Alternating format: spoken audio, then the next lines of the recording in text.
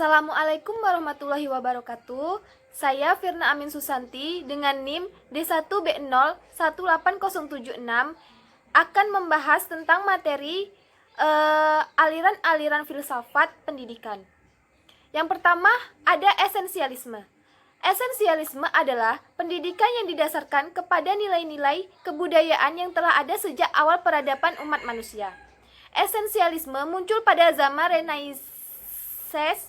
Esensialisme memandang bahwa pendidikan harus berpijak pada nilai-nilai yang memiliki kejelasan dan tahan lama, yang memberikan kestabilan dan nilai-nilai terpilih, yang mempunyai tata yang jelas. Idealisme dan realisme adalah aliran filsafat yang membentuk corak esensialisme. Dua aliran tersebut ini bertemu sebagai pendukung esensialisme, akan tetapi tidak lebur menjadi satu dan tidak melepaskan sifatnya yang utama pada dirinya masing-masing.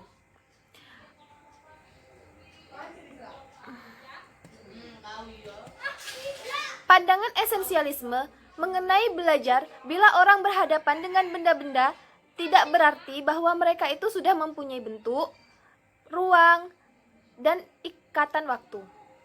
Bentuk, ruang, dan ikatan waktu sudah ada pada bumi manusia sebelum ada pengalaman atau pengamatan.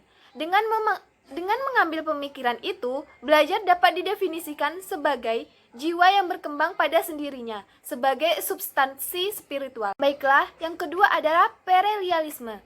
Perennialisme adalah berpegang pada nilai-nilai atau norma-norma yang bersifat abadi. Aliran ini mengambil analogi realitas sosial pada budaya manusia, seperti realitas sepohon bunga yang terus-menerus mekar dari musim ke musim, datang dan pergi, berubah warna secara tetap sepanjang masa, dengan gejala yang terus-menerus dan sama. Perennialisme memandang bahwa kepercayaan ansiomatis zaman kuno pada abad pertengahan perlu dijadikan dasar penyusunan konsep filsafat dan pendidikan perennialisme, di mana pendidikan yang ada sekarang perlu kembali ke masa lampau dengan berdasarkan keyakinan bahwa kepercayaan itu berguna bagi abad sekarang ini. Oke, filsafat perennialisme mempunyai ciri-ciri. Yang pertama yaitu dasar filsafat, yaitu realisme. Tujuan pembelajarannya untuk mendidik dan menjadi rasional dan intelektual. Selanjutnya ada pandangan mengenai nilai. Perennialisme berpandangan bahwa persoalan nilai adalah persoalan spiritual, sebab hakikat manusia adalah pada jiwanya, sedangkan perbuatan manusia merupakan pancaran isi jiwanya yang berasal dari dan dipimpin oleh Tuhan. Secara teologis, manusia perlu mencapai kebaikan tertinggi, yaitu nilai-nilai yang merupakan suatu kesatuan dengan Tuhan.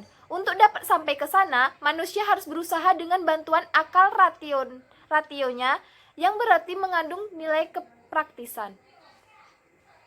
Selanjutnya ada pandangan mengenai pengetahuan. Perennialisme mengemukakan adanya hubungan antara ilmu pengetahuan dengan filsafat sains sebagai ilmu pengetahuan. Sains seperti ini dapat pelaksanaan analisa dan penelitiannya mempergunakan metode induktif, tetapi pusat penelitiannya ialah meneliti dan mencoba data tertentu yang bersifat khusus. Dan ada pandangan mengenai pendidikan. Menurut Plato, dunia ideal yang bersumber dari ide mutlak yaitu Tuhan. Manusia menemukan kebenaran, pengetahuan, dan nilai moral dengan menggunakan ratio atau rasio. Tujuan utama pendidikan adalah membina pemimpin yang sadar akan normatif dan melaksanakan aspek kehidupan. Baiklah, yang ketiga ada progresivisme.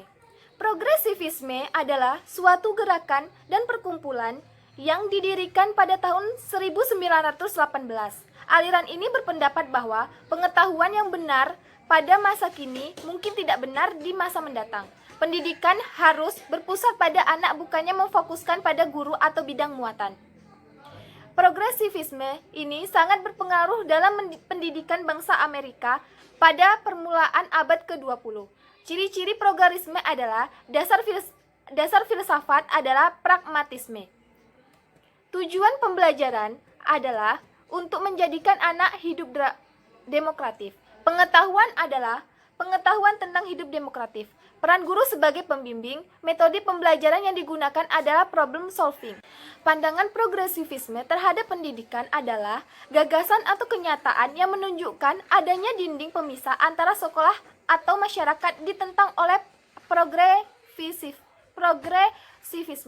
Menurut progresivisme, sekolah yang baik adalah masyarakat yang baik dalam bentuk kecil, sedangkan pendidikan yang mencerminkan keadaan dan kebutuhan masyarakat perlu dilakukan secara teratur sebagaimana halnya dalam lingkungan sekolah. Sekolah hendaknya merupakan suatu mikrokosmos dari masyarakat yang luas. Dan pembahasan yang terakhir ada rekonstruksionisme.